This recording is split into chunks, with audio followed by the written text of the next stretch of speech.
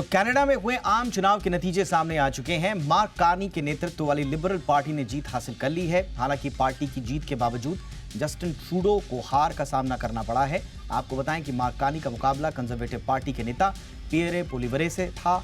इस चुनाव में खालिस्तानी समर्थक नेता जगमीत सिंह की भी हार हो गई है। वहीं प्रधानमंत्री नरेंद्र मोदी ने लिबरल पार्टी की जीत पर मार्क कार्नी को बधाई दी है। आपको बताएं कि कनाडा में 343 संघीय क्षेत्र हैं। इन्हें निर्वाचन क्षेत्र या चुनावी जिले भी कहा जाता है। इस साल जनवरी में जस्टिन ट्रूडो ने प्रधानमंत्री पद से इस्तीफा दे दिया था। इसके बाद मार्क कार्नी को प्रधानमंत्री नियुक्त किया गया था। फिलहाल कार्नी एक बार फिर कनाडा की बागडोर संभालने के लिए तैयार हैं। और इस मुद्दे पर चर्चा करने के लिए हमारे साथ खास मेहमान जुड़ चुके हैं। एम्बेसडर अनिल त्रिगुणायत, पूर्व राजनयिक और डिस्टिंग्विश्ड फेलो हैं विवेकानंद इंटरनेशनल फाउंडेशन के। गुड इवनिंग सर, बहुत बहुत स्वागत है एम्बेसडर त्रिगुणायत सर आपका हमारे शो पे। मार्क कार्नी सर रिश्तों को रीसेट करने की बात कह रहे हैं। हम कितना उन पर विश्वास करें? ये सिर्फ चुनावी बयान है या इसमें कोई असली राजनीतिक ईमानदारी दिखती है सर? देखिए, दो चीज देखना पड़ेगा। इस इलेक्शन के जो रिजल्ट्स हुए हैं उसमें तीन लोग जो इम्पोर्टेंट आप कहेंगे जो हारे हैं, उसमें आप देखेंगे जस्टिन ट्रूडो जिन्होंने ऑलरेडी लूज किया था, और उसके बाद में ओलिविये भी हार गए हैं जो कि दूसरी पार्टी कंजर्वेटिव पार्टी के लीडर हैं, और थर्ड हो गए जगमीत सिंह जो वहां पर टेररिज्म फैलाते हैं और जो एक टेरर पार्टी के खिलाफ है। उसका सारा जो है हमारा ये तीनों मेन इंपॉर्टेंट मुद्दे हैं। उससे सीधा पता लगता है कि कनाडा की सरकार जो है, कनाडा के लोग जो हैं वो क्या चाहते हैं। एक और वहां पे जनरली लोगों को इस बात से बड़ी परेशानी थी कि भारत के साथ रिश्ते बिगड़ते चले जा रहे थे, और हम लोगों ने अपने एम्बेसडर्स भी वापस बुलाए थे, और अब दोबारा से एम्बेसडर्स जाने वाले हैं। और प्रधानमंत्री मोदी का तुरंत मार्क कार्नी को ये बताना, और बीच में हमने देखा भी है कि मार्क कार्नी मंदिरों में जा रहे थे, जगह जगह उन्होंने जाके कम्युनिटी के साथ बातचीत की और अच्छे स्टेटमेंट्स, पॉजिटिव स्टेटमेंट्स दिए। तो मैं समझता हूं कि ये जरूरी है कि हम ये सब जानते हैं कि जो रिश्ते ठीक तरह नहीं हो पा रहे थे उसके लिए पर्सनली जो जस्टिन ट्रूडो हैं वो रिस्पॉन्सिबल थे। वहां के जो एक्सट्रीमिस्ट एलिमेंट्स हैं, सिख खालिस्तानी सेपरेटिस्ट, ये वो दूसरी बात है, लेकिन उनके साथ मिलकर के उन्होंने जो है रिश्तों को इस हद तक ले आए। तो मैं समझता हूं कि चूंकि मार्क कार्नी को ये बात समझ आ गई, तो उन्होंने ये बार बार कहा है कि हम भारत के साथ रिश्ते सुधारेंगे। और जो प्रधानमंत्री मोदी का बयान है, और उनको एक ट्वीट किया उन्होंने कांग्रेचुलेट करते हुए, उससे भी यही इंडिकेट होता है। और बीच में रिसेंटली हमने देखा है कि बातचीत हुई है और डिफरेंट लेवल्स के ऊपर में, और रिश्तों को सुधारने की बात आ रही है। रिश्ते जो थे भारत और कनाडा के ट्रूडो के टाइम पे, जिसको कहते हैं रॉक बॉटम हिट किया था। तो अभी मैं समझता हूँ कि शायद है हमारे रिश्ते जो हैं जल्दी ही नॉर्मलसी की तरफ आगे बढ़ेंगे।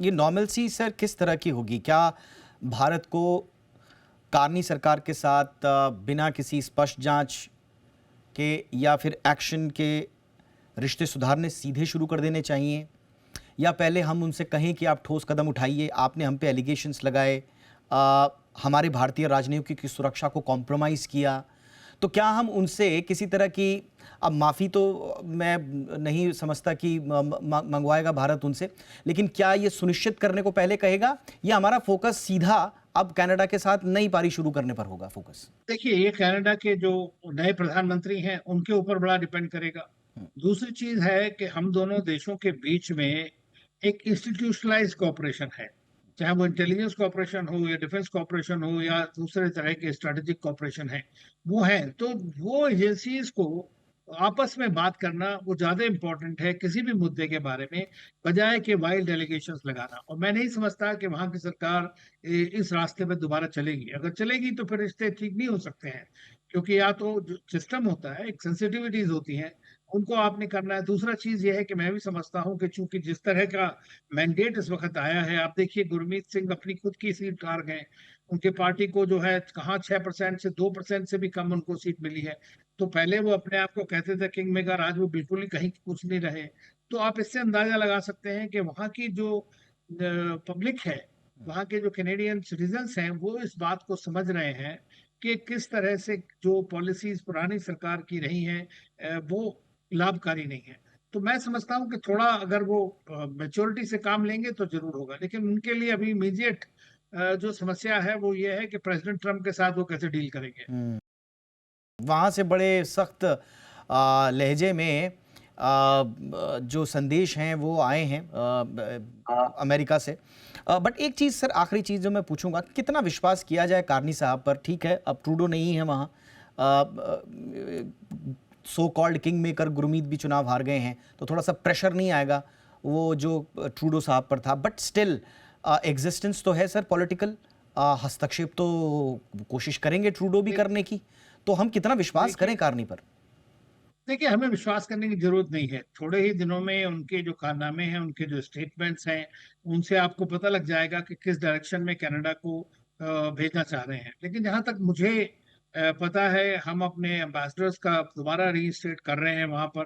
तो आपको पता है कि पिछली बार हमारे एम्बेसडर्स के साथ किस तरह की दुर्घटनाएं वहां पर हुई हैं और किस तरह उन्होंने अलाउ किया वहां की एजेंसीज ने कि जो खालिस्तानी और सेपरेटिस्ट ग्रुप्स थे गुरुद्वारों के सामने भारतीय डिप्लोमेट्स के बारे में इस तरह कर रहे थे। तो मैं समझता हूँ एक होलिस्टिक अप्रोच है और हमें उसका असेसमेंट देना पड़ेगा। लेकिन शुरुआत में मैं कहूंगा कि दोनों साइड्स के बड़े पॉजिटिव स्टेटमेंट्स हैं जी। और उनकी तरफ से भी और प्रधानमंत्री मोदी ने भी अपनी तरफ से उनको कांग्रेचुलेट किया है। और आप ये सोचिए कि जो 72-73 जो इंडियन ओरिजिन के लोग थे वहां पर लड़े हैं इलेक्शन, उसमें 23-24 जीते हैं। ज्यादातर उसमें बड़े अच्छे रिश्ते चाहते हैं भारत के साथ। तो हमें ये देखना होगा कि आगे किस तरह से बातें बढ़ती हैं और किस तरह वो कंट्रोल करते हैं जो वहां पर सेपरेटिस्ट और एक्सट्रीमिस्ट एलिमेंट्स हैं, बिकॉज भारत के लिए सबसे बड़ा मुद्दा वही है। एब्सोल्युटली। और देखिए, अमेरिका के साथ जो टैरिफ वॉर चल रहा है, ट्रम्प की जो धमकियां आ रही हैं लगातार, उसके बीच में कार्नी, ऐसा माना जा रहा है कि कार्नी भारत जैसे देशों के साथ मिलकर एक नया थोड़ा सा म्यूचुअल और एक खुला आर्थिक रिश्ता बनाना चाहते हैं संभवतः। अब देखते हैं, जैसे मैंने शुरुआत करी थी कि रिश्तों को रीसेट करने की बात जो कार्नी साहब ने कही है, और जैसा सर ने कहा कि दोनों तरफ से पॉजिटिव संकेत, मोदी साहब ने भी बिल्कुल देर नहीं किया उनको कंग्रेचुलेट करने में, और वहां से भी पॉजिटिव संकेत आए हैं। बट रिश्तों को रीसेट करने की ये जो सोच है कनाडा की, ये तो आने वाला वक्त ही बताएगा कि ये सिर्फ महज चुनावी बयान है या राजनीतिक ईमानदारी इसमें डीप डाउन कहीं है। बहुत बहुत धन्यवाद एम्बेसडर त्रिगुणायत सर, आपने वक्त निकाला। Thank you sir.